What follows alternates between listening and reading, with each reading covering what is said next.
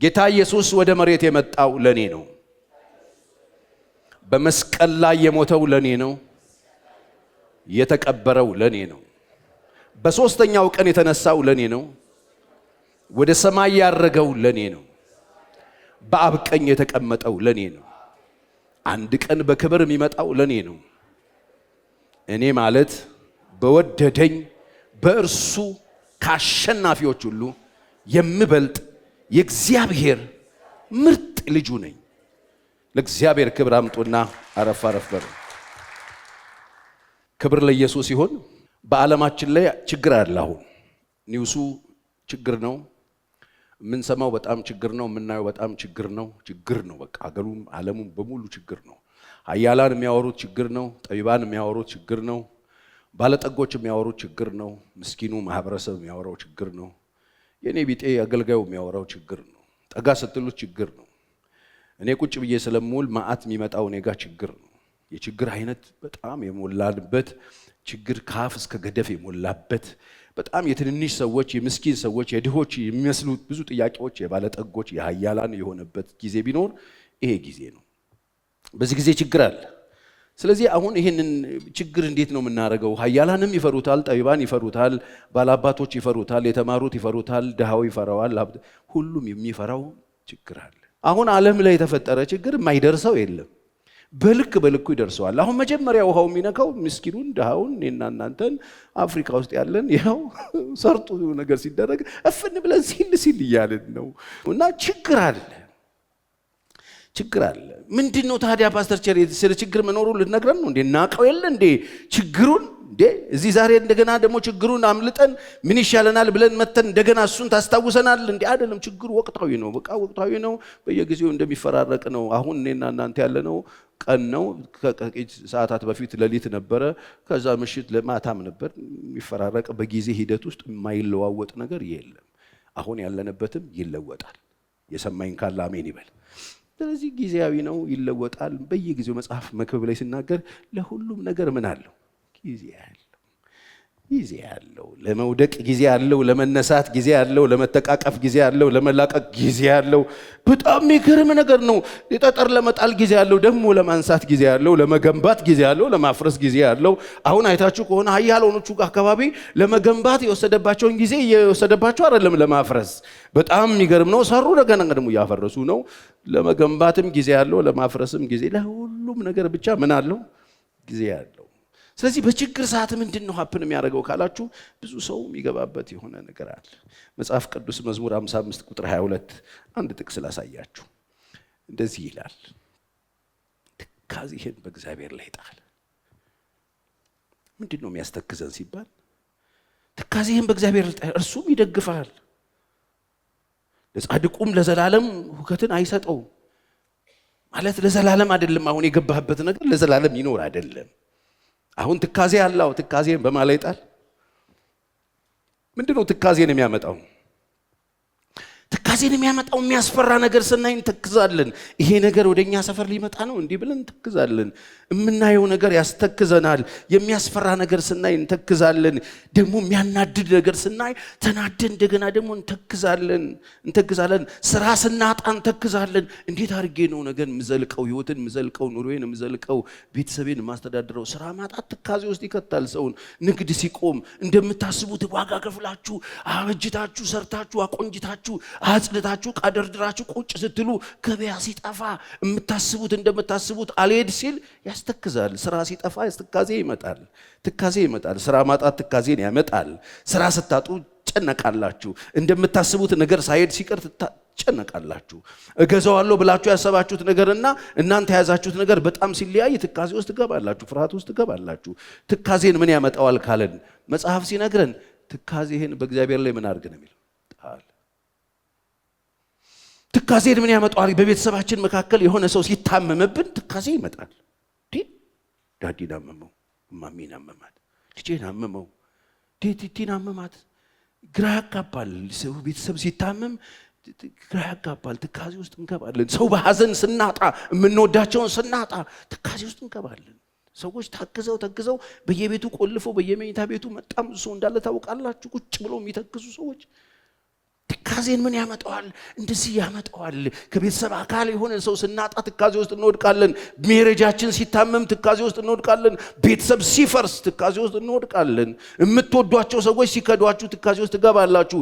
በጣም የኔ የምትሏቸው አቅርባችሁ ወደ ጎናችሁ የኔ ያለልኝ የምትሉት ሰው ሲከዳችሁ ትካዜ ውስጥ ትወድቃላችሁ። ብቻችሁን ትቀራላችሁ። ግራ ይገባችኋል። በድንገት ቤትህን ስታጣ፣ በድንገት አሁን በተፈጥሮ ሰዎች አደጋ፣ በጎርፍ በምናምን ትካዜ ውስጥ ይወድቃል። ድንገተኛ ምንም ፕሮግራም ያልተደረገበት እቅድ ውስጥ የሌለ ያልታመመ ልጃችሁን በድንገት በተፈጥሮ አደጋ፣ በድንገት ሰው ስታጡ፣ በድንገት ቤታችሁ ሲፈርስ፣ በድንገት ንብረታችሁ ሲወድም፣ በድንገት ያላችሁ ነገር በደቂቃ ውስጥ የለም ሲባል ትካዜን ምንድነው የማያመጣው? ትካዜን መከዳት ያመጣዋል። ቸገር ያመጣዋል። ገንዘብ ማጣት ያመጣዋል። ስለዚህ በልዩ መንገድ ሰው በየደረጃው ያለ ሰው ትካዜ ውስጥ አለ። ምንድነው ትካዜ የምንልበት? ብቻችንን ለማንም አናወራም። ሰው ስናይ ሃይ ታዲያ ሰላም እግዚአብሔር ይመስገን ነው እንባባልበት። ግን ዞር ሲል ሰው ብቻችንን ስንሆን የምንተክዝበት፣ ጥፍር የምንፈላበት፣ እንቅልፍ የምናጣበት፣ ኮርኒስ የምንቆጥርበት ትካዜ፣ ጭንቀት፣ ያበዳሪን ነገር ማሰብ፣ የባንክ ምናምን ያለበት ሰው ምን አደርገዋለሁ ትካዜ አለ። እንደሚያስቡት ነገሮች ሳይሄዱ ሲቀር ትካዜ አለ። በአንድም በሌላም በችሎታችሁ በእውቀታችሁ በጣም ሙሉ የሆናችሁ ሰዎች ልምዶቻችሁ አልሰራ ሲሏችሁ ትካዜ አለ። ስትቸገር ትተክዛለህ። እነ ጴጥሮስ ሌሊቱን በሙሉ ሲለፉ አድረው ጠዋት መረብ እያጠቡ ነው፣ እየሳቁ እየዘመሩ እንዳይመስላችሁ።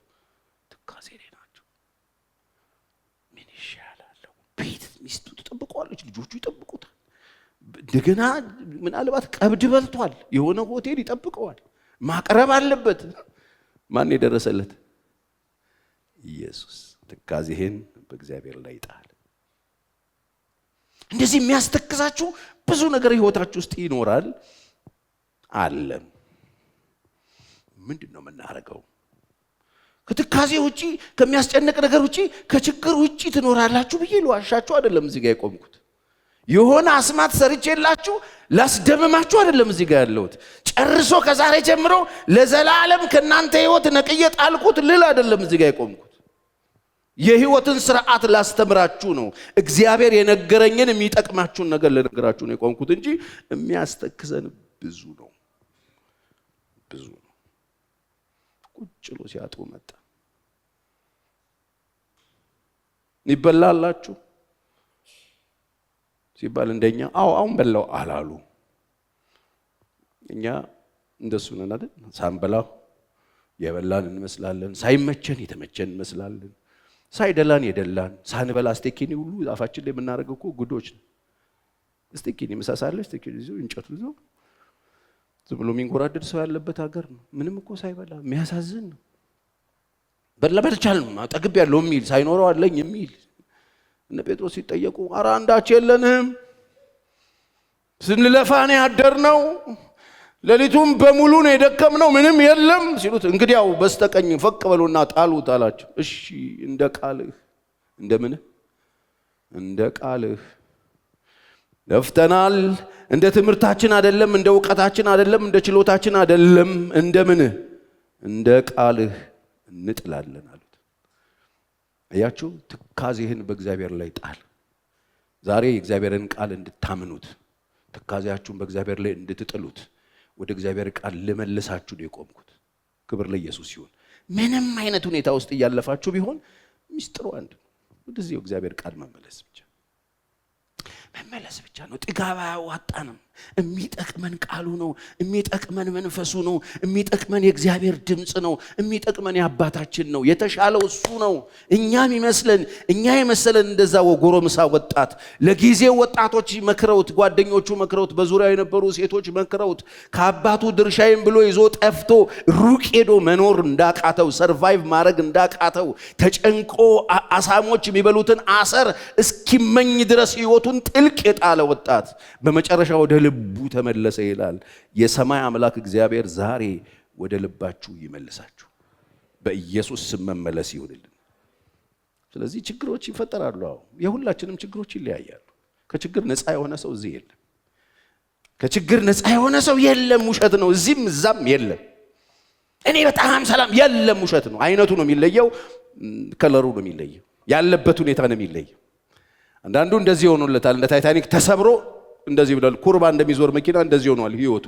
እታች ውሃ ነው ያለው፣ መሀከል ላይ ጩኸት ነው ያለው፣ እዛ ከውሃ ውስጥ ለመውጣት ነው ያለው። እዛ እየተበላም ቢሆን ስጋት አለን፣ እንትና ይጠፋዋለው።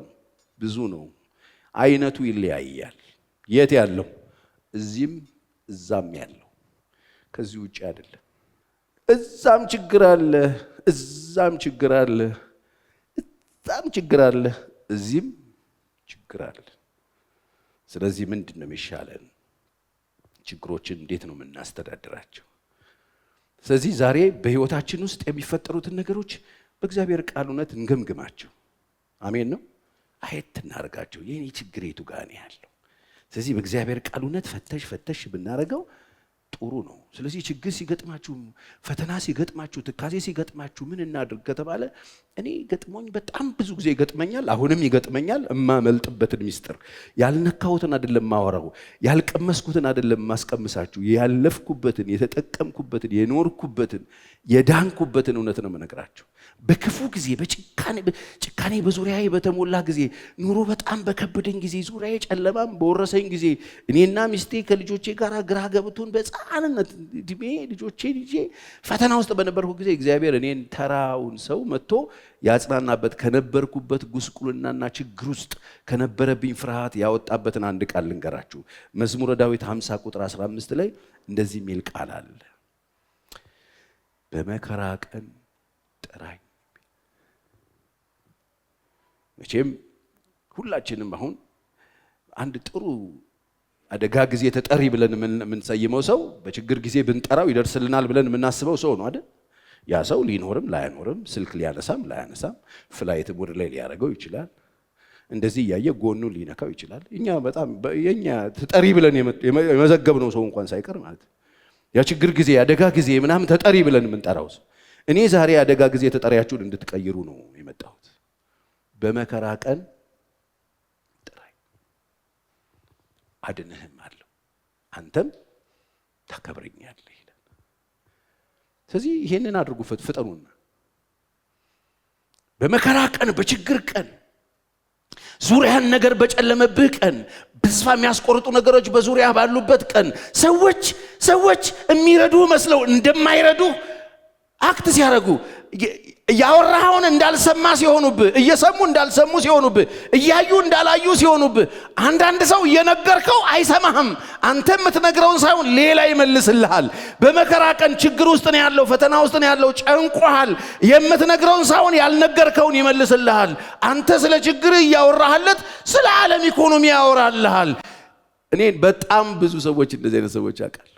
ችግሬ ለነግራቸው ሄጄ አጠገባቸው ቆሜ ለችግር ለመናገር እየተዘጋጀው ስላለባቸው ችግር እነሱ እየነገሩኝ ብዙ ጊዜ አልፈቃለሁ። በመከራ ቀን ልንጠራው የሚገባ ከጠራነው ደግሞ የሚሰማን አንድ ነው። በትካዜያችሁ ጊዜ፣ በመከራችሁ ጊዜ የምትጠሩት አንድ ብቻ ነው ያለው። እሱም የነገስታት ሁሉ ንጉስ፣ የጌቶች ሁሉ ጌታ፣ 24 ሰዓት ስልኩ ክፍት የሆነ ድምፁን የሚያሰማ፣ ጆሮቹ ለልመናችን ለጮታችን ክፍት የሆኑ፣ በምንም ተአምር ዝግ የማይሆን፣ በምንም ተአምር ኢግኖር የማይገጨን፣ ድምፃችንን የሚሰማ፣ በምናልፍበት የህይወት ውጣ ውረድ ሁሉ ከጎናችን ለመሰየም የሚወድ፣ በደስታችን ጊዜ አይደለም ጥሩኛ፣ በመከራ ጊዜም ቢሆን እኔ ያለው ያለን አንድ ነው። እሱ የሰራዊት ጌታ እግዚአብሔር ይባላል፣ ኢየሱስ ይባላል። በመከራ ቀን እሱ ጥሩት። በመከራ ጊዜ ምንድነው እያደረጋችሁ ያላችሁት? በመከራ ጊዜ ዓለም ምን እያደረገች ነው ያለችው? ሀገራት ምን እያደረጉ ነው ያሉት? ህዝቤ፣ ሰፊው ህዝብ ምን እያደረገ ነው ያለው? አሁን እየመጣ ያለው ምን ይመስላችሁ? አሁን እየመጣ ያለው ዓለም ላይ እየደረሰ ያለው ምንድነው ይመስላችሁ? ለምንድነው የምንዘናጋው? በዚህ ሰዓት፣ በጭንቅ ሰዓት፣ በመከራ ጊዜ የሚያስተክሱ ነገሮች፣ ምንም ደህናም ነገር በማንሰማበት ጊዜ ምን እናደርግ ካላችሁ እሱን ጥሩት። በመከራ ቀን ጠራኝ፣ አድንሃል። በቃ አስተማማኝ ነው። የሰማኝ ካለ አሜን ይበል። በቃ አስተማማኝ መከራ አለው፣ ጥራኝ። ምን ሆናል? አድንሃል። የሚያድን አትፈልጉ? የሚታደግ አትፈልጉ? ከችግር የሚያወጣ አትፈልጉ? በመከራ ቀን ጥራኝ። የትኛው ዘመድ ነው ይሄን ያላችሁ? የትኛው ጓደኛ፣ የትኛው ባልንጀራ ነው ይሄን ያላችሁ? ደግሞ ችግር ውስጥ ስትገባ ደወልክ አይደል የሚለው? አንድ ብቻ እኮ ነው በመከራ ቀን ጥራኝ የሚለው። አንድ ብቻ እኮ ነው የደካሞች ወዳጅ። እናንተ ደካሞች፣ ሸክም የከበደባችሁ ሁሉ፣ ሸክም የከበደባችሁ፣ ተጭኖ ብላችሁ ላይ ያለ ኑሮ የከበዳችሁ፣ ህይወት የከበዳችሁ፣ መከራ የበዛባችሁ፣ በችግር ውስጥ እያለፋችሁ ያላችሁ፣ የታመማችሁ፣ የተጨነቃችሁ፣ ተስፋ የቆረጣችሁ እናንተ ደካሞች የሚደርስላችሁ እኒው ኔጋ እኔ ምን አረጋችኋለሁ? ሳርፋችኋለሁ የሚል ጌታ። ወገኖቼ ዛሬ ጭንቅ ውስጥ ያላችሁ፣ መከራ ውስጥ ያላችሁ፣ ፈተና ውስጥ ያላችሁ፣ ግራ የገባችሁ፣ የተጨነቃችሁ፣ በዓለም ዙሪያ ያላችሁ፣ እዚህም እዛም ሆናችሁ የምትሰሙኝ ግራ የገባችሁ ሰዎች ኢየሱስ ኑ ወደኔ እኔም ሳርፋችሁ ለነፍሳችሁ ረፍት ታገኛላችሁ። ይሄ ድምጽ የሌለ ይመስል አብረን እንጮሃለን፣ አብረን እናቃስታለን። ይሄ ድምጽ ነው ወንጌል። መከሩ ብዙ ነው። ለምን?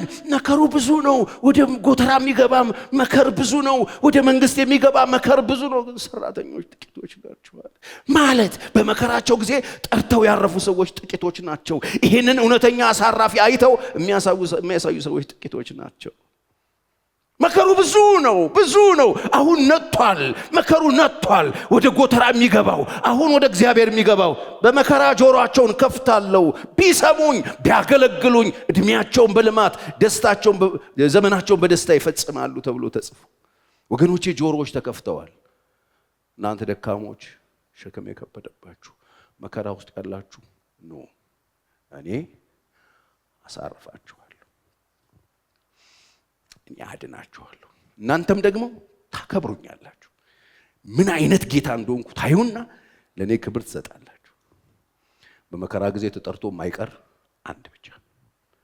በመከራ ጊዜ ጠርተ የሚመጣ ኃያል ሀገር የለም። ወቅ የራሱ ኬዝ ራሱ ግራ ጋብቶት በመከራ ጊዜ ሊረዳን የሚችል ሊያግዘን የሚችል የዚህ ምድር ባለቤት፣ የሰማዩ ባለቤት፣ የስትንፋሳችን ባለቤት እስክንጠራው የሚጠብቅ ደጅ ላይ ቆሞ የሚያንኳኳ ከተከፈተለት ብቻ የሚገባ ሰዎች ፈቃዳቸውን ከሰጡት ብቻ የሚሰራ ደግ ጌታ እሱ እኮ ነው።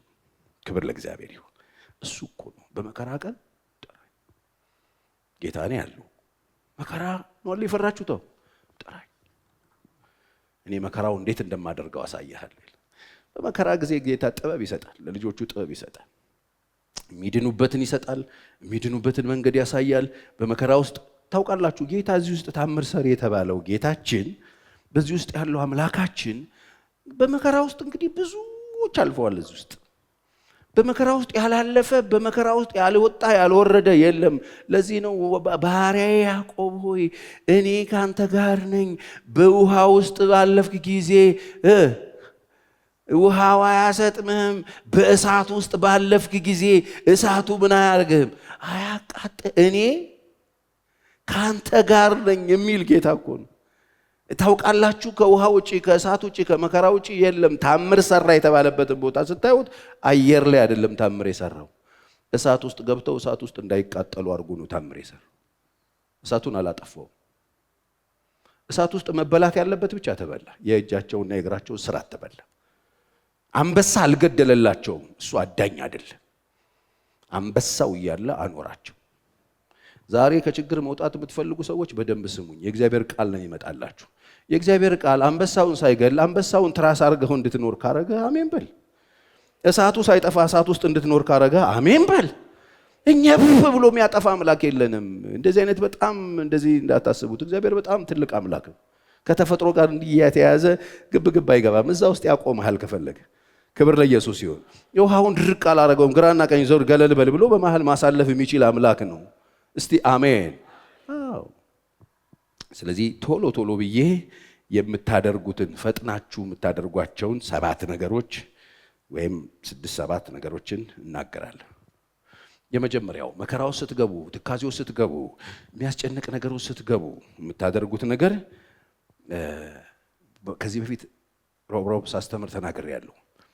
ይሄ አሁን ያላችሁበት ዓለም የሰዎች ፍላጎት በጣም የጨመረበት በጣም ብዙ አበዳሪዎች የበዙበት አይደለ? ብዙ አክሲዮን የበዛበት ብዙ ቁጠባ ምናምን አበዳሪዎች በጣም እንደው ህዝባቸውን በጣም የሚወዱ ብዙ አበዳሪዎች የበዙበት ሊያበድሩን በጣም የሚፈልጉ የኛ ህይወት መሻሻል በጣም የሚያሳስባቸው ሰዎች የበዙበት አይደል?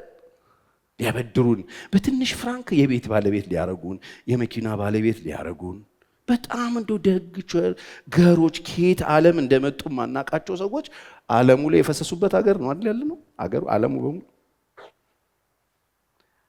በደንብ ስሙ። አንድ ነው መልካሙ፣ እሱም ጌታ ነው። ሁሉም ወደ ህይወታችሁ ስጦታ የሚመስል ነገር ይዘው ሲመጡ ከጀርባው ነገር እንዳለው አሁን ባለፈው ጊዜ ሰሞኑን ከተማው ላይ የምታዩዋቸው ነገሮች ስታዩ በጣም ሁሉም የተነገራቸውን ያመኑት። ከየት መጣ ይሄ አጎቴ ልጅ? ከየት መጣ ይሄ ወንድሜ? አባዬ ሌላ ቦታ ወልዶት ነው እንዴ እኮ ነው ማለት ያለብህ። በትንሽዬ ፍራንክ የቤት ባለቤት የመኪና ባለቤት እናረጋለን ስትባል ደስ ነው የሚልህ። እንደዚህ አይነት ናቸው። አሁንም ተጠንቀቁ፣ እሺ ተጠንቀቁ። አሁን የተወሰነ ነገር ነው ያያችሁት። ከዚህ በኋላ አብዛኛው ነገር ሿሿ ነው። እንዴው ሿሿ ላስተምር ዛሬ ደጎች የሚመስሉ ቸሮች የሚመስሉ ለእናንተው ነው ስትባል እንዴት ሲጀመር አመንካቸው? በጣም የሚገርሙ ሰዎች የተፈጠሩበት ዓለም ላይ ነው ያላችሁት። ሲስተሞች አሉ። ትንሽዬ ነገር ይዘው ቁጭ ብለው ጭንቅላትን ፍትት አድርገው ያለህን ዝርግፍ አድርገህ እንድትሄድ የሚያረጉ ግለሰቦችም ተቋማትም ያሉበት ዓለም ላይ ነው ያላችሁት። በዛ ልክ የኛ ፍላጎት በጣም ጨምሯል። የኛ ፍላጎት ብቻ አይደለም፣ ሸቀጡ በጣም ጨምሯል። እስቲ ቆይ ገበያ ሄዳችሁ የሆነ ቦታ ገብታችሁ የማትፈልጉት ነገር ምን አለ? ቆይ ለራሳችሁ አይገርማችሁም? እኔ በጣም ነው የሚገርመኝ። እስቲ ሞል ዝም ብላችሁ ግቡና የሆነ ሱፐርማርኬት እስቲ ግቡ። ይሄንንም ትፈልጉታላችሁ። ልትገዙ የገባችሁት ሳሙና ነው። ልትገዛ የገባው ወይ ቫዝሊን ልትገዛ ገብታ እዛ ላይ ያለው ጄሬሎ ያምራል። እዛ ጋር ያለው ሁሉም ነው የሚያምርህ። ዞር ስትል ሁሉ እርጎ ያምርሃል፣ ቺዞ ያምርሃል፣ ሁሉም ነው የሚያምርህ። ግን ፍራንክ ትንሽ ናት። ከዛ በዚህ በኩል ደግሞ ዱቤ አገልግሎት የሚሰጡ ሰዎች አሉ። ከዛ እግዚአብሔር አዘጋጀ ትላለህ። አላዘጋጀ ወጥመድ ነው። ስለዚህ ምንድነው የሚሻለው ካላችሁ የኛ ፍላጎት ላይ መስራት እንችላለን። የሰዎቹን ፍላጎት፣ የሰዎቹን ሐሳብ፣ የሰዎቹን ቢዝነስ አይዲያ ብለው ይዘውት የመጡት ወጥመድ እኛ መቀየር አንችልም። የኛን ፍላጎት ግን ማስተካከል እንችላለን። ስለዚህ እንደ ክርስቲያኖች አሁን በጣም በሚያሳዝን ሁኔታ ቸርች ውስጥ ያለው ኃይለኛ ሴሰኝነት፣ ኃይለኛ ምኞት ደግሞ የኔ መጽሐፍ ኃጢአት ነው ይላል። ክርስቲያን የሚኖረው በተስፋ ነው። ተስፋ ነው የምናደርገው እንጂ ምኞት አይደለም። ይሄ ያለ አግባብ ልባችሁ ውስጥ ከታችሁ የምትቃጠሉበትን ፍላጎታችሁን አስተካክሉ። እኔ ሁሌ እዚህ ቦታ ላይ ፕሮግራም ስንጨርስ ምን ዘምረው መዝሙር አለን አይደል? ምንድነኝ? እንግዳ ነኝ እኔ ስኖር በዚህች ዓለም ሀብቴም በሰማይ ነው። እዚህ ለምን ይመስላችኋል? እንድታስታውሱት። ሁሉ ነገር እዚህ የመሰላችሁ ሰዎች ሀገር አለን። እስቲ አሜን። ስለዚህ የመጀመሪያ ፍላጎትህ ላይ ገደብ አበጅ። በዚህ በሚያስተክስ መከራ በየጠዋቱ ኩክ የሚደረግበት ዓለም ላይ ስትኖሩ፣ አሁን በዚህ ምድር ላይ ስትኖሩ፣ በዚህ ዓለም ላይ ስትኖሩ፣ በዚህ አሁን ባለው ውጥንቅጥ ላይ፣ አሁን በዚህ በእንቅርት ላይ ጆሮ ደግፍ ነው፣ በዚህ ድህነታችን ላይ፣ በዚህ ነገሮችን ባለመረዳታችን ላይ፣ በዚህ ባለማወቃችን ላይ፣ በዚህ ሴሰኝነታችን ላይ ደግሞ አሁን ብዙ መከራ ዓለምን ሁሉ የሚያናውጥ እንደ ኮቪድ የሆነ መከራ አለ። በዚህ ጊዜ ምን እናደርጋላችሁ? የመጀመሪያው እርምጃ የምታደርጉት ራሳችሁ ላይ እርምጃ ውሰዱ። እርምጃ ውሰድ ስል ራስን አንጥፋ አላልኩ። ምኞትን ምን ላርግ ይችላል? ይሄንን ትችላላችሁ። እናንተ እጅ ላይ ነው ያላችሁት። እንዴት? መጽሐፍ ቅዱስ አንደኛ ጢሞቴዎስ ምዕራፍ 6:6 ላይ ኑሮዬ ይበቃኛል ለሚል ሰው እግዚአብሔርን መምሰል ማትረፊያ ነው። ወደዚህ ምድር አንዳች አላመጣንም፣ አንዳች ይዘን መሄድ ምን በላውና ምን ለብሰው ካለን ይበቃል። እንደ ክርስቲያን በቃ ይበሉ። እግዚአብሔር ይስጥልኝ። እንደ ለቅሶ ቤት ንፍሮ እንደዚህ ይበል። የቀረበል ወጥመድ ውስጥ ሁሉ እየገባ መከራን አትብላ። ፍዳህን የሚያበሉ ህይወትህን ዝብርቅርቁን የሚያጠፉ ማአት ሌቦች፣ ሐሰተኞች፣ ሐሰተኛ ሰዎች፣ ሐሰተኛ ነቢያቶች፣ ውሸታም ሰዎች፣ አጭበርባሪ ሰዎች ዓለምን ድፈን አድርገው የሞሏት ስለሆነ ከዚህ የምትተር እኔ አሁን ሲገባኝ ድሮ በዛ በኩል ያሳለፈኝ ለዚህ ይሆን እንዴ ማለት ጀምሬያለሁ። ድሮ ኮትና ሱሪ የለበሱ ሌቦች ነበሩ። መኪና ያላቸው ሌቦችን ያውቃሉ። ሱቅ ያላቸው ሌቦች ያውቃሉ። ሌላኛው ሌባ ሲያዝ ሄደው የሚያስፈቱ ትልልቅ ሌቦችን ያውቃሉ። አንተ የምታውቀው ሌባ የሆነ ታቶ ያለው ብጭቅጭቅ ሱሪ ለብሶ ከዛ መንጥቆ ሰፈር የሚሮጥ ነው አይደል? እኔ ደግሞ መኪና ያለው ቤት ያለው ሀያት የሆነ የልጅ ልጅ ያየ ትልቅ ሰው የተከበረ ሽማግሌ ሌባ አውቅ ነበር። አሁንም ግድንግድ ሌቦች አሉ ዓለም ላይ። ማህበረሰቡን በቃ እንዴት አድርገው እንደሚያጭበረብሩት የሚያውቁ ከመጀመሪያ ጀምሮ የሚሰሩት ኔትወርክ። አሁን ሰሞኑን በመኪና እንኳን ዙሪያ እንዴት እንዳሳዘኑኝ አርቲስቶቹ አትጠይቁ። አሁንም በእያንዳንዱ ቀን እንቅስቃሴ እንዲህ አይነት በጣም ብዙ ፍላጎቶች በዙሪያችሁ ሲመጡ ኖ በሉ፣ በቃኝ በሉ። የእናንተ ያልሆነ ነገር አትፈልጉ። አሜን አትሉ? አዎ ይሻላችሁ እሱ ኑሮ ይበቃኛል። ቸርዬ ምንም የለኝም እኮ በቃ ይበቃል። በኋላ ያለህን ነገር በደንብ አስረዳሃለሁ። የምትፈልጉት ነገር ላይ ገደባብጁለት። በቃኝ ወቁ። በክርስትና ቤት መታችሁ፣ ጌታ ቤት መታችሁ በቃኝ ካላወቃችሁ የት ልታውቁ ነው? ዓለም እንደሆነ በቃኝ የለ። አንዱ ስትይዘው አንዱ ስትይዘው ፍላጎት አያልቅ። ዓለም ላይ ያለው ሩጫ እኮ ሌላ ነው። የሆነ ትዝ ይለኛል አንድ ሜም ነገር አይቻለሁ። እንደዚህ ከኋላ እንደዚህ ታስሮለታል፣ እንደዚህ ረጅም ነው፣ ዶላር ታስሯል። እንደዚህ ሰውየው ለመያዝ ነው የሚሮጠው። አይዘውም፣ ያየዋል እኮ እያለ መጨረሻ ላይ ሄዶ ገደል ለሚገባው። ዓለም ላይ ያለው ይሄ ነው፣ ፍላጎት ነው። በጣም እንደ እንትን ነው። እኛ ድሮ ልጆች ሆነን ብርና ስርና ጫፉን እንደዚህ የተጫወታችሁ ልትኖሩ ትችላላችሁ። እኛ ተጫውተናል። ፍራንኩን አንድ ብሩን እንደዚህ እናስረውና ሰንሰል ስር ቁጭ እንላለን። ብሩን መሬም ላይ ማይታይ በብራውን ክር ነው የምናስረው።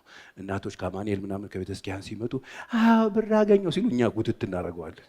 ከተጂ እነሱ ሲከተሉ ሰንሰሉ ጋር እንገናኛለን። እንደዚህ ነው። አሁን ይኸውልህ ዓለም ላይ ያለው ዓለም ምንም አንድ ደግ ብቻ ነው ያለው። ህይወቱን ሊሰጣቸው የመጣ ሌላ ሁሉ ወጥመድ ላይ ያስቀመጠው ዳቦ ነው። ዓለም ላይ ያለው ወጥመድ ላይ ያለ ዳቦ ነው። ወጥመድ ላይ ያለውን ዳቦ ዘርፌ ቂቤ ቀብተው ሲያስቀምጡት አይጧን የመጋበዝ ፕላን ኖሯቸው አይደለም። አይጧን የመግደል የማጥፋትም። ሌባው ምን ሊያደርግ ይመጣላል? ሊሰርቅ፣ ከዛስ ሊያርድ፣ ሊያጠፋ። ወገኖቼ ሊያጠፋችሁ፣ ሊያርዳችሁ፣ ሊገላችሁ የሚፈልግ ሰይጣን እንዳለ ወቁት፣ እንዳትረሱት። ህይወት ሊሰጣችሁ የመጣው አንድ ብቻ ነው። እኔ ህይወትን ልሰጣችሁ። አሜን። በህይወት እንድትኖሩ የዘላለም ህይወት እንድታገኙ እንድትተርፉልኝ የመጣሁት እኔ ነኝ። ሌላው ሌባ ነው ያለው ኢየሱስ። ስለዚህ ምን እናርግ ፓስተር ቸሬ? ትካዜያችንን የሚያበዛ መከራ በህይወታችን የሚጨምር ሰፊ ነገር እየተከሰተ ነው ዓለም ላይ። ምን እናድርግ ካላችሁ ፍላጎታችሁ ላይ ገደብ አበጁለት። እናንተ እጅ ላይ ስለሆነ ያለው በቃኝ ወቁ። አእምሯችሁም፣ መንፈሳችሁም፣ ነፍሳችሁም ህይወታችሁም ቁልፍ ይኑረው። ቁልፉን እያነሳችሁ አትጣሉት። የእናንተ ፍላጎት አያልቅም። ዛሬ የሆነ ነገር ቢሰጣችሁ ይሄን ስትይዙ ሌላ ነው የምትፈልጉት። ሰው ይሄን እውነት ውሸት። ሌላው በዚህ ጊዜ ምን እናድርግ ሲባል የሚያስፈልጋችሁን ነገር ብቻ ይኑራችሁ። የማያስፈልጋችሁን ነገር አታግበስብሱ። አሁን ከተማው ላይ የምታዩት በየጤፉ ተራ በየእንትኑ ኪዮስኮ። በቀደም አሁን እዛ ስፖርት ቤት ለጥቂት ደቂቃ ቁጭ ብዬ ራሴን አመመኝ። እውነት ራሴን አመመኝ። እንትን ገዛ፣ እንዴት ጤፍ ገዛ፣ እንትን አስቀመጥከው፣ በደንብ ስቶክ አርግሺ፣ እንትን አድርግሺ፣ በደንብ እንትን ያስፈልጋል። አሁን ዓለም የሆነ አይጣው ይሁን እንደዚህ ሞገድ ይለቁባል። የሚያስፈልጋችሁ ነገር ብቻ ይኖራችሁ። ማያስፈልጋችሁ ነገር አታግበስብሱ። የደሃ ነገር ቤታችሁ ጓዳችሁ አትደብቁ። ማያስፈልጋችሁ ነገር ለምን ምን ያደርግላችሁ? መጽሐፍ ቅዱስ አምላኬ እንደ ባለጠግነቱ መጠን በክብር በክርስቶስ ኢየሱስ ምንም ይላችሁ የሚያስፈልጋችሁን ይሞላባችኋል ይላል መጽሐፍ። የሚያስፈልገንን መስጠት የሚችል አምላክ ነው ያለን። ከሚያስፈልጋችሁ በላይ ፍለጋን ተው። ምንድነው የሚያስፈልጋችሁ? አሁን በጣም ያስጨነቃችሁ ነገር፣ አንዳንድ ሰው ያስጨነቀው የጀመረው 17 ክፍል ቤት አለ። አስጨንቁት፣ እንቅልፍ የለው። በጣም ምንድነው እንደዚህ በጣም ያስፈልጋል ወይስ ነው? አያስፈልገው። ይፈልጋል እንጂ ሰውየው የሚያስፈልገው አይደል። አሁን እኔ መመከራችሁ እንደ እንግዳ የማያስፈልጓችሁ ነገሮችን በጣም አትንጠራሩባችሁ። በሚያስፈልጋችሁ ነገር ላይ ብቻ ትኩረት አድርጉ። ሰላም መሆን ከፈለጋችሁ የሚያስፈልጋችሁን ብቻ ግዙ። እየሄዳችሁም ሰው ቤታችሁንም አታስጨንቁት። ኑሯችሁን ያያችሁት ነገር ሁሉ አይመራችሁ ነው ባጭሩ። ያያችሁት ሁሉ ፒካር ጋር ገንዘብ ስላላችሁ ዝም ብላችሁ ያገኛችሁት። አንዳንድ ሰው እኔ ይገርምሃል ብር ሲይዝ ብር ይላል። ብር የሚለው እኮ እዚህ ውስጥ ጭንቅላት ችግር ስላለበት ብር ተነስቶ ከኪስ በሮ ሳይሆን ያየሽውን ሁሉ ስለምታግበሰብሽ ነው። የሚያስፈልግሽንና የማያስፈልግሽን ነገር ላይ የሚያስፈልጋችሁ ነገር ላይ ብቻ ትኩረት አድርጉ። ይሄንን ብታደርጉ መልካም ነው። አይ እንዴት ምንድነው እንደዚህ የሚያደርገን? ቆይ ምንድነው? ቆይ አሁን የመጣ መከራ የመጣ ችግር መጥቶ መጨረሻ ላይ ምንድነው የሚያደርገን? ምንም ያደርጋችሁ ነው ይመስላችሁ? መከራ መጥቶ እያንዳንዳችን ብድግ አድርጎ ድሮን አድርጎ ነው የሚዋጋብን። ያነሳንና ድሮን ነው ምንድነው የሚያደርገን? ትሞታለህ። ሞት ደግሞ ለክርስቲያን ጥቅም ነው። መጽሐፍ እንደሱ ነው። ለኔ ህይወት ክርስቶስ ሞት ምን ነው የሚል። ስለዚህ ምንም ነገር መጥቶ መጨረሻ ሲያፍን ሲጨርሰን ወደ ጌታችን ነው የሚወስደን። ስለዚህ ሰላም ነው። ዞር በሉና አጠገባችሁ ያለው ሰው አትጨነቅ በሉት። ለዚህ ነው ጌታ ኢየሱስ እኮ በትምህርቱ ላይ ማቴዎስ ወንጌል ምዕራፍ 6 ላይ ያለው አይደለ? ምን እንበላለን፣ ምን እንጠጣለን፣ ምን እንዴ ምንድነው እንደዚህ የምትጨነቁት አለ። ምን እንበላለን፣ ምን እንጠጣለን፣ ምን ለብሳለን? እንዴት እንደሱ ታስባላችሁ? ሰማዮችን ተመልከቱ፣ አይዘሩም፣ አያጭዱም፣ ወደ ጎተራ አይከቱም። የሰማዮችን ተመልከቱ። ሰለሞን እንደነዚህ እንኳን አልለበስም። ዛሬ ታይቶ ነገ የሚጠፋው እንደዚህ እንዴ! እናንተንማ እንዴት! ስለዚህ የሰማይ አባታችሁ ምን አለ? እሱ ስለ እናንተ ምን ይላል? አትጨነቁ። ምን እንበላለን ብላችሁ አትጨነቁ። ምን ለብሳለን ብላችሁ አትጨነቁ። አሁን ዓለም እየተጨነቀች ያለችው፣ ትውልድ እየተጨነቀ ያለው፣ ብዙሃኑ ህዝብ እየተጨነቀ ያለው ለምንድን ነው? ጌታ አትጨነቁ እኔ አውቃለሁ የሚያስፈልጋችሁን አለ። ስለዚህ ትኩረት ልታደርጉ የሚያስፈልጋችሁ ነገር ላይ ነው። እኔ አሁን በዚህ ሰዓት ጌታ ቸርዬ ያስፈልገኛል ብላችሁ የምር ከልባችሁ በትክክል የሚያስፈልጋችሁ ከሆነ ጻፉት። አሁን እጃችሁ ላይ አውጡና ጻፉት። እሱን ካላደረገ የምታመልኩት እግዚአብሔር አይደለም። የምትፈልጉት ግን ብዙ ነው። አንዳንዶቻችሁ ለምን እንደምትፈልጉት አታውቁ። ጠይቄያለሁ። ሚሊዮነር መሆን ይላል። ለምን ስትለው እኔ እንጃ ይላል። እኔ እንጃ ብቻ ሚሊዮነር ጥሩ ነው አሉ። ምንድን ነው እኔ የምፈልገው? የኤሌክትሪክ አዲስ 00 መኪና። ለምን ይባላል እንዴ? ለምን ጠዋት ጃም ምናምን ልትፈጥርብን ከተማው ላይ ነው? ሲጅን እንዲያው ተሰው ልታበሽቅ የምር ያስፈልጋል። ያስፈልጋችሁ ላይ ፎከስ አድርጉ። ሰይጣን ወጥመድ ላይ ጥዷችሁ እንዳይሆን ክው ስትሉ ከመንጋ የተለየች ክው ያለች ሁሉ ነገር የሚያምራት ነይ ምትባለች የሚጠራት ብዙሃኑ ህዝብ እንደዚህ ነው። ሁሉም ነው የሚጠራው። ይኸውልሽ እንደዚህ ያም ያምራታል፣ ይሄኛው ይሻላል፣ ይሄኛው ይሻላል። ከዛ አንዱ ማጅራቱን ይዟት ይወጣል። ሁሉ አማረሽ አትሁኑ ነው በሌላ ቋንቋ። ሌላው ክርስቲያን ማህበረሰብ ወንድሞቼና እህቶቼ በእምነት ስም ማይሆን መንጠራራት ውስጥ አትጠራሩ። እኔ አማኝ ነኝ፣ ፈዝ የጌታ ቃል ተናግር አትጠራራ። ሲጀመር በልክ ነው የሚሰፋልህ ጌታ። በእምነትህ መጠን ልክ ነው የሚሰራው ጌታ። እሱ አይችልም? ይችላል፣ ግን ልክህን ያውቃል። ስለዚህ አጉል በእምነት ሰበብ ይሄ የተለቀቀ ገደብ የሌለው ፍላጎታችሁንና ድርጊታችሁን ብታስተካክሉ ብትቆጠቡ ጥሩ ነው። ከአቅማችሁ በላይ ግብብዳ ነገር እያሰባችሁ ለማሳየት እግዚአብሔር ግድንግድ ነገር ሰርተህ የምታስደምመው አምላክ አይደለም። እግዚአብሔርን በጣም ትልልቅ ነገር ሰርቼ የማስገርመው አምላክ አይደለም። እመኑኝ፣ በተለይ የምታገለግሉ ሰዎች እዚህም እዛም ያላችሁ ክርስቲያን ነን የምትሉ እናውቃለን ጌታ ገብቶናል የምትሉ ጌታ በጣም ትልቅ ነገር ሰርታችሁ የምታስደምሙት አምላክ አይደለም። ሰርታችሁ መታችሁ በጣም ይደሰትበታል ያላችሁትን ነገር ውሃ ሊጨልስበት ይችላል። ተጠንቀቁ። የሚሻለን ጌታ እንድናደርግ የፈለገውን ማድረግ እንጂ እኛ የፈለግነውን አድርገን ልናስደምመው አይገርምህም? ይኸውልህ ግድንግድ ያልጠበቅከውን ግብዳ ነገር አረኩልህ ብለህ ጌታ ጋር ብትመጣ ብራቦ ልጄ አንተ እኮ ጎበዝ ነህ አይልህም። እግዚአብሔር የሚልህ የት አለ እኔ ያልኩህ ነው የሚልህ። የት አለ በአቋራጭ በዛም በባለም በቦሌም ሄደ አጭበርብረ ወጥ መጨረሻ ላይ ቁጭት ውስጥ እንደምትገባ 100% እርግጠኛ ሆኜ እነግርሃለሁ። በከንቱ ዕድሜህን እንደምትጨርስ እወቅ። ለዚህ ነው ያዕቆብ ሲናገር ኢሳይያስ 49 እኔ እናንተ በሩቅ ያላችሁ ህዝቦች ስሙኝ፣ በሩቅ ያላችሁ ደሴቶች አዳምጡኝ። ከማህፀን ጠራኝ እግዚአብሔር፣ ስሜን ቀደሰው፣ እዛ ውስጥ እያለው ለየኝ፣ ማህፀን ውስጥ እያለው አንተ ባሪያዬ ነህ አለኝ፣ ባንተ እከበራለሁ አለኝ፣ ባንተ እከበራለሁ አለኝ፣ አንተ ባሪያዬ ነህ አለኝ።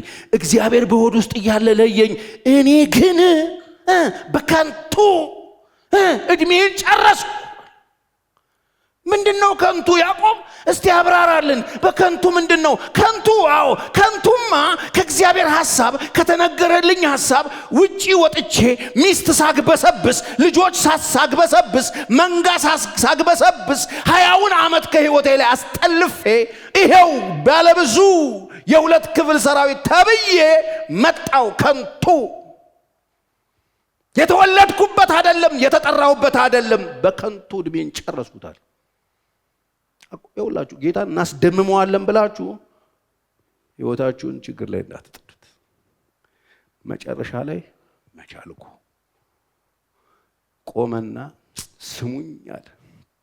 በሩቅ ያላችሁ አዳምጡኝ። እኔ የተባልኩት በሆድ እያለው የተነገረኝ ያለልኝ ያወጣልኝ የተነገረኝ ይሄ ሆኖ ሳለ እከበርብሃለሁ ብሎኝ እኔ ባቋራጭ በዛ በዚህ ስሮጥ ዘመኔን በከንቱ ፈጀሁ። ምንም ጥቅም የለውም። አይገርማችሁ?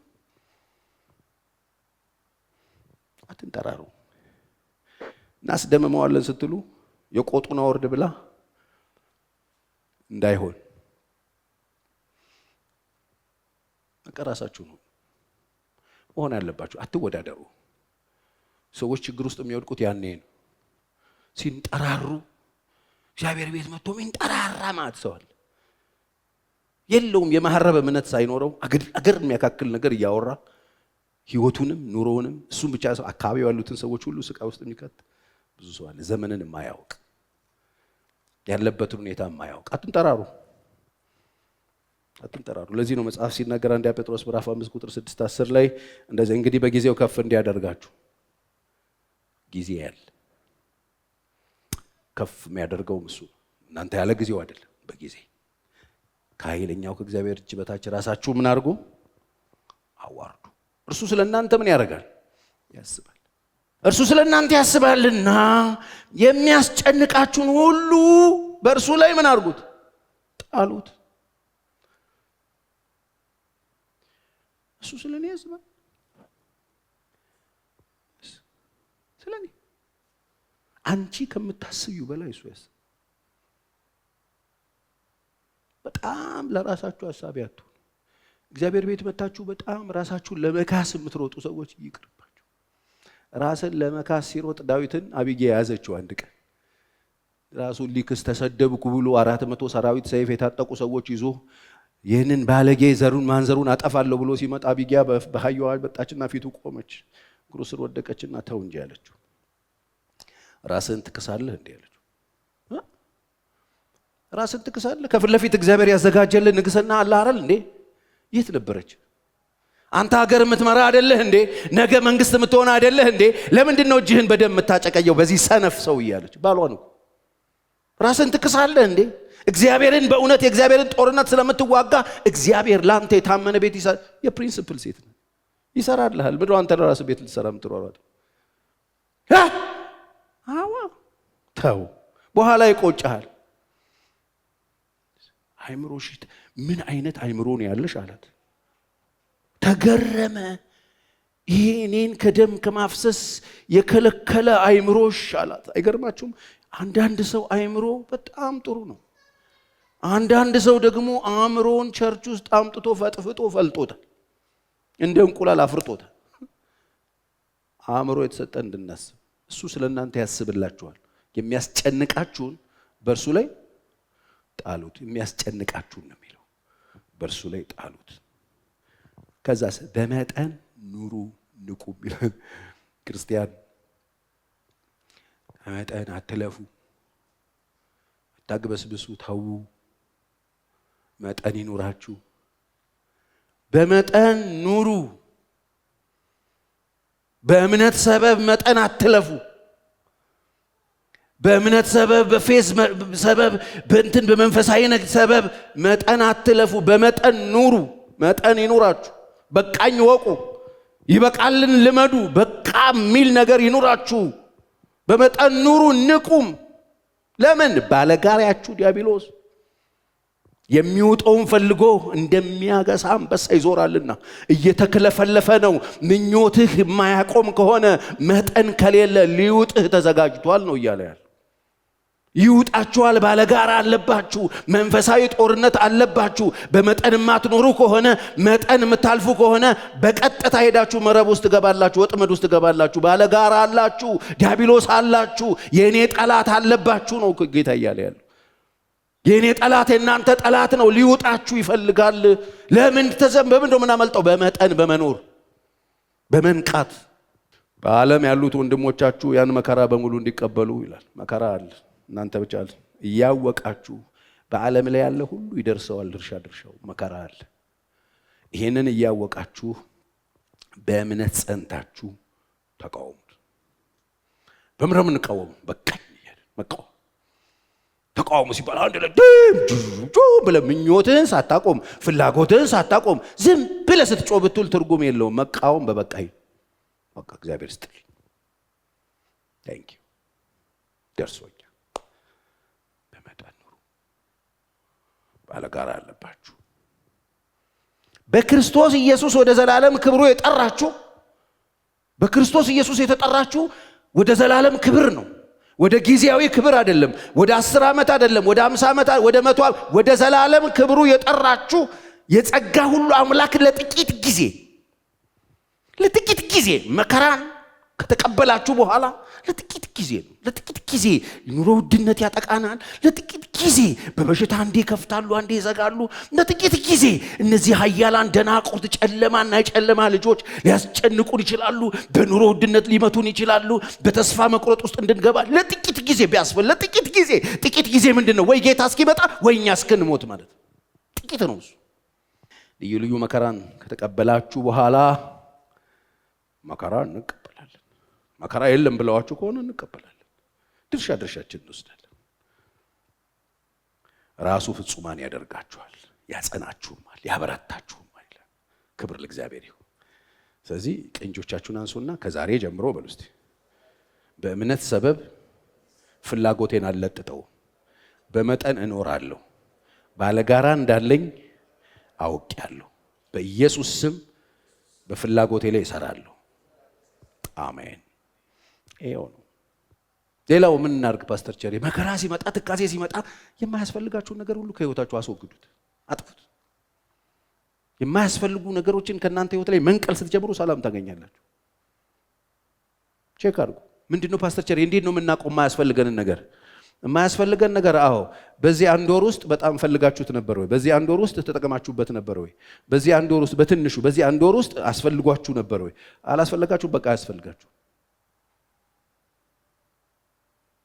አስፈልጉ። ሰይጣን ይወላችሁ በጣም ክፉ ነው። አሁን አንዳንድ የአእምሮ በሽተኞችን ወይ ምናምን እንደዚህ ተብድ ምናምን እንላቸውን ሰዎች አይታችኋል? ፌስታል እዚህ ላይ አድርጎ የሆነ ነገር አድርጎ ጫት እንጨት አሳቅፎ በዚህ በኩል ቆዳ ሲዞት ብቻ ለነገራችሁ ማልችለው ኮልኮሌ ፌስታል እግሩ ላይ ያሳስሮት በወተት ላስቲክ ጫማ አሰርቶት እዚህ ቀበጡ ዝትልትልትል አርጎ ነው የሚያሸክም። አሁን ይሄ ሰውዬ ወደ አእምሮ ብትመልሱት ይሄንን ይታጠቃል? እንደዚህ መሆን ይችላል? አይችልም። በቃ ዝም ብሎ እንደዚህ ነው የሚያረጋችሁ ሰይጣን። እንደዚህ ነው ዝተታም ነው የሚያረጋችሁ። ቤታችሁን በማያስፈልጉ ጨርቆች የሞላችሁ ሰዎች አውጡና ስጡ ለድሃ። ቤታችሁ በማያስፈልጉ አሁን ይሄ አለ እኮ ጉስቁልና የመንደር እኔ መንደር ውስጥ የመንደር ልጅ ሰፈር ልጅ ነኝ። ያደግኩበት ማህበረሰብ እንደዚህ ነው። እኔ እናት ያለችኝ እኮ የተሰበረ አክም ባልሆነ 20 ዓመት ቁጭ ልታደርገው ትችላለች። አትጥልም። ይስቲ ሄዱ ድስት ይጥላሉ ወይ በከምሱ ራስ መተታውት የተበሳሳ ድስት ቁጭ አድርገውታል። አይጠቀሙበትም። ብረት ምጣድ አለ። ብረት ቂጡ እኮ ጨርሶ የለም እኮ ለምንም አይሰራ ቅርስ አሉ። ይሁን እንደዚህ ማለት ምን ማለት ነው? ይሄ ማለት በቀላሉ ይሄን ዝተታሙን እንደዚህ አሳዝሎ የሚያኖር ማለት ነው። እስቲ ቸካሩ ስንት ዝተት ነው ቤታችሁ ያለ። የማያስፈልጋችሁን ነገር ከህይወታችሁ አስወግዱት። አሜን በሉ። ወላ ኮተት ይሄ ወላ ምናምን የማያስፈልጉ ነገሮች ህይወታችሁ ውስጥ ያሉ አላስፈላጊ ነገሮች ይዛችሁ ስቃይ የምትበሉበት መከራ የምትበሉበት የማይጠቅማችሁ ለእናንተም ለቤተሰባችሁም ለአካባቢም ለሰውም ለማንም የማይጠቅም የማያስፈልጉትን ነገሮች አስወግዱ ከህይወታችሁ አስወግዱ። ክርስቲያን ኩል አይደለም። እናንተ ደካሞች ሸክም የከበደባችሁት ምንድን ነበር ታዲያ ሸክማችን? ሰይጣን ይሄም ያስፈልጋል ብለዋል ነበር እንዴ? ላያችን ላይ ጥዶት እንዴ ትልልቅ እንዴ ኮንቲነር አሸክሞን መከራ ሲያበላን የነበረው ኢየሱስ ጋር መጣና አራገፈን። በቃ አለቀ። አሁን እንደገና ለምን ነው የምትሸክሙት? ሌላው የማያስፈልገን ነገር አሁን ወደ ጌታ ብትሄዱ ከእናንተ ጋር ይሄዳል አይሄድም? ቸከርኩ በጣም ያስፈልጋል ያላችሁት ነገር አይሄድም። እኔ ድሮ በጣም አውቶቡስ ተጠቃሚ ነበርኩ። በደናው ጊዜ በደጉ ጊዜ እኔ አውቶቡስ ስጠቀም አውቶቡሱ ሹፌር ኋላ ነው ብዙ ጊዜ የምሆነው እና አውቶቡሱ ኋላው መደገፊያ ያለው ሰውየው ከኋላ የተጻፈው ትዝ ይለኛል አልረሳም። አውቶቡሱ ኋላ የተጻፈ ነገር በአውቶቡስ ውስጥ ቡችላ አይገባም፣ ከሰል አይገባም፣ በርበሬ አይገባም አይደለ? አይገባም ብቻ ይሄ እንትን አይገባም። የሚገባው ሰው አሁን እና እናንተንም የሚወስደን ቦይንግ ሲመጣ አይገባም። በጣም ያስፈልጋል ብላችሁ ከሰው ጋር የተጋደላችሁበት ያለቀሳችሁበት እንቅልፍ ያጣችሁበት ነገር ይገባል አይገባም? የማይገባ ከሆነ አቮይድ አድርጉት። ህይወታችሁን ስቃይ ያደረገው አንዱ እሱ ስለሆነ የማያስፈልጋችሁን ነገር ከህይወታችሁ አስወጡት። ይሄን ስታደርጉ ጌታን እያያችሁ ነው የምታደርጉት። ለዚህ ነው መጽሐፍ የዕብራውያን ጻፊ ሁለት ነገር አስወግዱ ያለን። አንደኛ ሸክም፣ ሁለተኛ ኃጢአትን አስወግዱ ያለን አይደል? የእምነታችሁ ጀማሪና ፈጻሚ የሆነውን ሁለት ነገር አስወግዱ፣ ሸክምንና ኃጢአትን አስወግዳችሁ ነው የተባለው። የእምነታችሁ ጀማሪና ፈጻሚ የሆነውን ኢየሱስን እያያችሁት ይላል። ስትኖሩ እሱን የምታዩት ፎከስ ከሱ ላይ አይናችሁ እንዳታነሱ። እሱን እያያችሁ በትዕግስት ሩጡ ሩጫው። በነፍሳችሁ ዝላችሁ እንዳትደክሙ እንደዚህ ባለ መቃወም የጸናውን አስቡት። በህይወቱ መከራ አሳልፏል፣ ችግር አሳልፏል፣ ውጣ ውረድ አሳልፏል። በመታልፉበት መንገድና ችግር ጊዜ ሁሉ እሱን አስቡት። ገና ደምን እስከ ማፍሰስ ድረስ አልተቃወማችሁም ይላል። ከኃጢአት ጋር አልተጋደላችሁም ይላል። ምን እስክትሉ ደማችሁ እስኪፈስ ይላል። አይደንቅ ወገኖቼ? አስወግዱ። ከሩጫ እንዳያስቀራችሁ። የጀመራችሁትን ሩጫ መጨረስ የምትፈልጉ ከሆነ አላስፈላጊ ሸክሞቻችሁን አውጡና ጣሉ። የአንዳንድ ሰው ሸክም ህይወቱን ከውጭ የመጣበት አይደለም፣ የተሸከመው ነው የረበሸው። ስለዚህ ዛሬ ቀስ በልና አውርድ ከላይ ላይ አላስፈላጊ ሸክም ህይወት ላይ ጫንከው። አላስፈላጊ ነገር በህይወታችሁ ጭናችሁ ቀንበር አድርጋችሁ ራሳችሁ ላይ ከሰው አይታችሁት ልክ እንደ ሰው ለመሆን ብላችሁ የተሸከማችሁት የማያስፈልጋችሁ የማይጠቅማችሁ፣ ለቤታችሁ የማይጠቅም፣ ለሀገራችሁ የማይጠቅም፣ ለቤተ ክርስቲያናችሁ የማይጠቅም፣ ለእናንተ ለማንም አይጠቅም፣ ግን ተሸክማችሁ ቤታችሁን ያጣበበ፣ ኑሯችሁን ያጣበበ፣ ሐሳባችሁን ያጣበበ፣ ቀናችሁን ያጣበበ አላስፈላጊ ነገርን ሁሉ አራግፉ።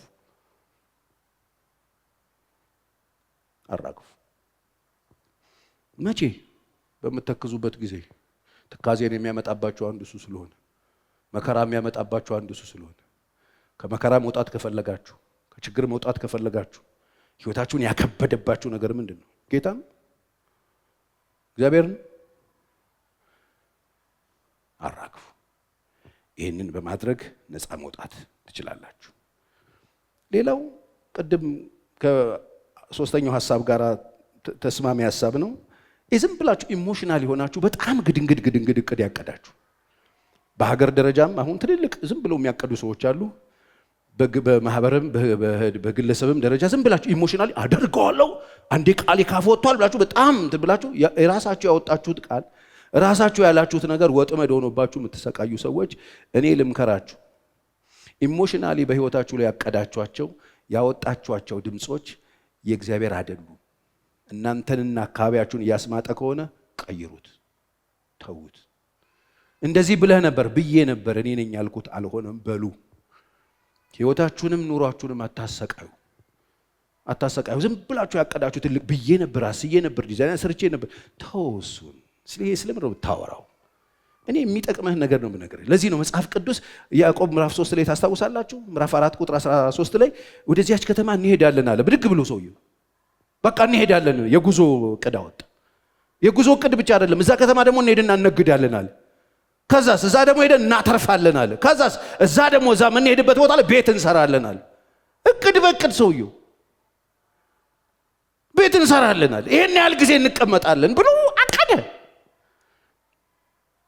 ተመሬት ተነስቶ እንደዚህ ብድግ እያላችሁ ልክክ የምታረጉ ሰዎች፣ ከዛ እሱን ለመሙላት ህይወታችሁን ሲኦል ያረጋችሁ ሰዎች ሐሳብ ቀይሩ። እናንተ ሰው ናችሁ፣ እግዚአብሔር አይደላችሁ። ችግር የለውም። በቃ ትልልቁን ነገር ተውት። ሰላም ማግኘት ከፈለጋችሁ እሱን ባትሰሩት እግዚአብሔር ምንም አይላችሁ። ይሄ ማወራው ነገር በጣም የሚጠቅመው ሰው እንዳለ አውቃለሁ።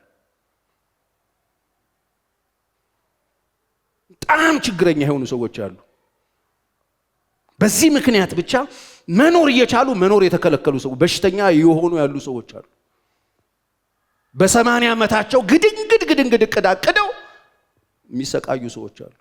በሰላም አንቀላፍተው በስነ ስርዓት እጃቸውን እግራቸውን ማሳጅ እየተሰሩ ጁስ እየጠጡ ጌታቸውን እያመሰገኑ እየተንበረከኩ እየጸለዩ እያነበቡ ሪላክስ አድርገው የልጅ ልጆቻቸውን ባርከው ጸልየው መውጣት ሲችሉ ህይወታቸውን ሲኦል ያደረጉ ብዙ ሰዎች አሉ።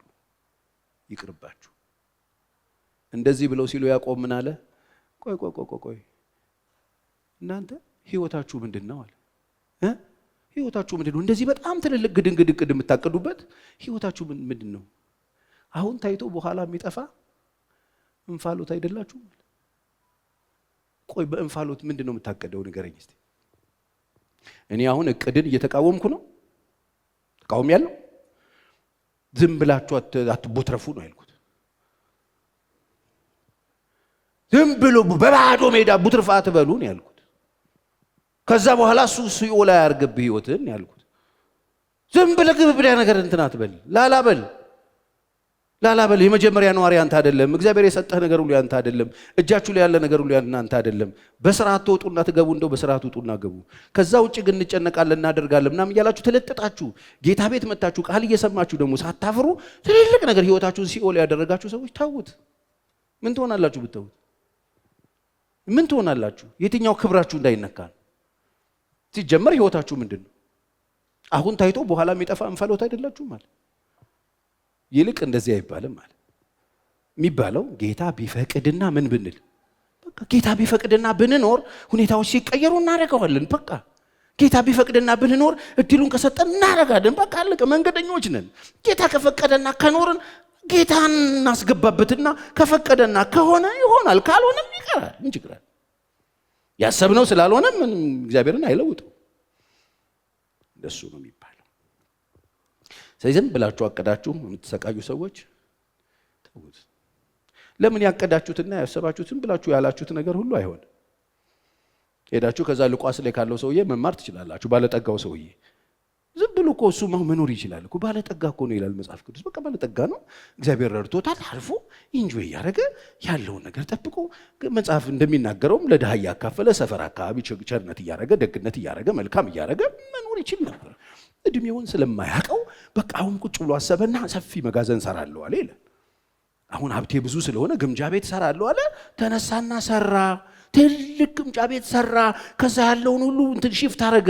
ሙቭ አድርጎ እንደጨረሰ አንተ ሰነፍ አለው መጽሐፍ። አንተ ሰነፍ ምን ነው ይሄ የሰበሰብከው? ምን ሊያደርግ ነው? እንዴት? በቃ እኮ ጨርሰሃል። ፊሽካ እኮ ተነፋ። ይሄው ሊወስዱ እኮ መጥተዋል። ጨርሰሃል። አንተ ወጪ ነህ አለው። ዋት ወጪ ነህ? እግዚአብሔር ይጠብቀን። ማን ነዋሪ ማን ወጪ እንደሆነ የሚያውቅ አንድ ብቻ። አትጨነቁ። በጣም ለጥጣችሁ ህይወታችሁን አትረብሹ። በጌታ ደስ ይበላችሁ። እደግመዋለሁ፣ ደስ ይበላችሁ። በቃ በጌታ ሐሴት አድርጉ። እግዚአብሔር በሰጣችሁ ነገር በቂ ነው በሉና እመኑ፣ ተደሰቱ፣ ስራ ስሩ፣ ማድረግ ያለባችሁን አድርጉ። ከእግዚአብሔር ጋር ለመስራት ሞክሩ። ማድረግ ያለባችሁ ስታደርጉ ጌታ ከፈቀደ እንደምታደርጉት እወቁ። ለጥጥ አርጋችሁ ያ ስላልተሳካ እንቅልፍ አትጡ። እናንተ ሰው ናችሁ፣ ፈጣሪ አይደላችሁ። ይሁን አለሆነለት አንድ ብቻ፣ እሱም ጌታ ነው። እኔና እናንተ እናስባለን። እግዚአብሔር ከፈቀደ ይሆናል፣ ካልፈቀደ ይቀራል። ስለቀረ ከሰራችሁ ማለት አይደለም። ያልፈቀደ እሰይ ብለን ነው ማለፍ ያለብን እንጂ ህይወታችንን የሚያጠፋ አሁን በጣም ብዙ ሰው ብዙ በሽተኛ የሆኑ ሰዎች እኔ ህክምና ባለሙያዎች የማገኛቸው ሰዎች አሉ። በጣም የብዙ ሰው በሽታ ተፈልጎ ሐኪም ቤት አይገኝም። ደም ውስጥ የለም፣ ስቱል ውስጥ የለም፣ ሽንት ውስጥ የለም። ተመርምሮ ግን ታማሚ ነው። አረ የለብም ጄኔራል እስቲ ግባ እስቲ እዚህ ማሽን ውስጥ ይገባል። የለም ግን ታማሚ ምን ይመስላችኋል? ይሄ እኮ ነው በቃ ነፍሱ እኮ ነው የታመመችው። ነፍስ ስትታመም የሚያክም ሐኪም ሀገር ዓለም ላይ የለም። እየሰማኸኝ ከሆነ እኔ እዚህ ጋር የቆምኩት ነፍስህን ላክም ነው። ነፍስህን አታንገላታት፣ አታሰቃያት።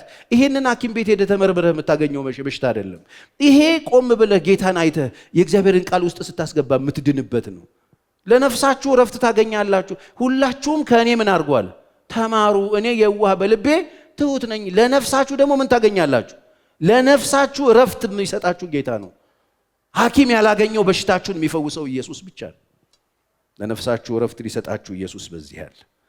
አሜን። ሌላው ላላችሁ ነገር ዋጋ ስጡ። ዛሬ ምን አለኝ?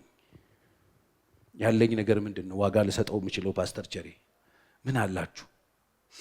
እስቲ ትንፋሽ ያለው ትንፋሽ ስንት ነው የሚሸጠው?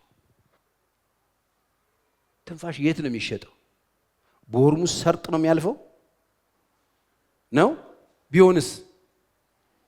ቢሆን ኖሮስ እንዴት ነበር አሁን የምንከፋፈለው? አስተውቀው። በጣም ይገርም ነው። በጣም ትልቅ ነገር አላችሁ። ላላችሁ ነገር ዋጋ ስጡ። ትንፋሽ አላችሁ። እግዚአብሔር መጽሐፍ ለዚህ ነው እስትንፋስ ያለው ሁሉ ማንን ያመስግን? ለምን ከተባለ ሰጪው እሱ ስለሆነ። ባላችሁ ነገር አመስግኑ። መንቀሳቀስ ትችላላችሁ። ከመኝታ ተነሳችሁ፣ ቁጭ ያላችሁ፣ ቆማችሁ፣ ተንቀሳቀሳችሁ። በጣም ይገርማል። ዋጋ ስጡት። ዛሬ እኮ ጠዋት የሆነ ቦታ ላይ ጣቶቹን እንደዚህ አድርጎ ዶክተር ተንቀሳቀሰ ተብሎ በዚች እንቅስቃሴ ሐሴት እየተደረገ ያለበት ሰፈር አለ። ዋጋ ስጡት። አሁን የሌላችሁን እያሰባችሁ ህይወታችሁን ሲኦል ከምታረጉ ያላችሁን ትንፋሽ ያላችሁን መንቀሳቀስ ዋጋ ስጡት። አሁን ላላችሁ መኖሪያ ዋጋ ስጡት። በሰላም ወጣችሁ ገብታችሁ ይሄው ቤተክርስቲያን መጣችሁ ቁጭ ብላችሁ እየሰማችሁ ነው። ወደ ቤት ደግሞ እግዚአብሔር ከፈቀደ ትሄዳላችሁ። ዋጋ ስጡት። ለአየሩ ዋጋ ስጡት። ለሰላማችሁ ዋጋ ስጡት። መንቀሳቀስ የማይቻልባቸው ቦታዎች እኮ አሉ። ውልፍት የማይባልባቸው ዋጋ ስጡት። ይሄም ነገር ላይኖር ይችላል። ትናንትና ኮሮና በጣም ብዙ ነገር አስተምሮናል። ከተማርን ማለት ሎክ አርጓታ ለምን መገናኘት ጠፍቶ ሁሉ 6 ማክስ አርጎ በየጥጋጥጉ እንዲህ የተያየ ጎሪጥ እንደዛ ተቃቅፎ የነበረ ማህበረሰብን ፍርስፍስ አርጎ አጥፍቶት የሄደ ትናንትና የቅርብ ጊዜ ትዝታችን። ዋጋ ስጡት። ለዚህ ለሰላማችሁ ዋጋ ስጡት። ለምትገቡበት ለምትወጡበት አካባቢ ዋጋ ስጡት። ለምትኖሩበት ቄ ዋጋ ስጡት። ለምትኖሩባት ጎጆአችሁ ዋጋ ስጧት። ላላችሁ ነገር ዋጋ ስጡ። የለኝም ብቻ ምን አለኝ ብቻ ስጠኝ ብቻ ሳይሆን የተሰጣችሁ መጀመሪያ ያውቃችኋል፣ ገብቷችኋል። እጃችሁ ላይ ያለውን ነገር ቦታ ሰጣችሁት። ስራ አለው ዋጋ ስጠው። ለስራ ስራ የሌለው ብዙ ሰው አለ። ትገባለህ ትወጣለህ፣ መግቢያ መውጫ አለው። ዋጋ ስጠው። ሰፈር አለው ዋጋ ስጠው። ሚስት አለህ ዋጋ ስጥ። ባል አለሽ ዋጋ ስጥ። ስጪ። ልጆች አሉሽ ጤነኛ ልጆች ዋጋ ስጪ። ታመሙ አሉ ቤት ውስጥ ልጆች ዋጋ ስጡት። እግዚአብሔር የምትኖሩበት አካባቢ ሰዎች ሰጥቷቸዋል፣ ዋጋ ስጡት። ላላችሁ ነገር ክብርና ዋጋ ስጡ። ምንድነው ዋጋ? ቦታ መስጠት ነው። ውድ እንደሆነ እውቅና መስጠት ነው። ለማመስገን መዘጋጀት ነው። ቴንኪው ለማለት። ቤተሰብ አላችሁ፣ ዋጋ ስጡ። ለቤተሰባችሁ ዋጋ ስጡት። ምንም ቤተሰብ የሌላቸው ሰዎች እንዳሉ ታውቃላችሁ? አሉ። እኔ አሉ። ምንም እናት፣ አባት፣ እህት፣ ወንድም ምንም የሌላቸው ሰዎች አሉ። ምንም ሰው የሌላቸው ሰዎች አሉ። ሰው አለ አጠገባችሁ፣ ዋጋ ስጡት። የሚደውልላችሁ ሰው አለ፣ ዋጋ ስጡት። የሚጠይቃችሁ ሰው አለ፣ ዋጋ ስጡት። ዋጋ ስጡ። ወላጅ አላችሁ፣ ዋጋ ስጡ። እናት አባት አላችሁ፣ ዋጋ ስጡ። ሂዱ እቀፉ።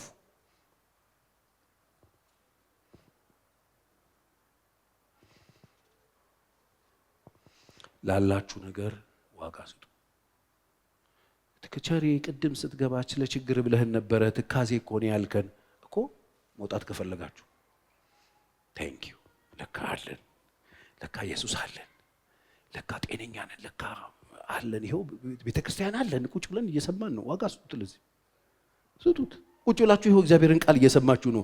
ህይወታችሁን የሚመለከት ነገር እየሰማችሁ ነው። ለዚህ ነገር ዋጋ ስጡ። ዋጋ ስጡ። እግዚአብሔር እያወራላችሁ ላለ ነገር ዋጋ ስጡ። ህይወታችሁን የሚያስተካክል ፍጻሜያችሁን የሚያሳምር ነገር እየሰማችሁ ከሆነ ዋጋ ስጡ። እግዚአብሔር ሆይ ቴንኪው፣ አመሰግናለሁ ይሄን ለመስማት ስለታደልኩ፣ ጆሮዬን ስለከፈትከው፣ ድል ስለሰጠኝ፣ እዚህ ቦታ ስላመጣኝ ዋጋ ስጠው። ዋጋ ስጡት። ዋጋ ስጡት። ሁሉም ሰው ይህን እድል ያገኙ። ተሰብስበን በጋራ ቁጭ ብለን የምናመልክበት ቦታ ኖረን ዋጋ ስጡት።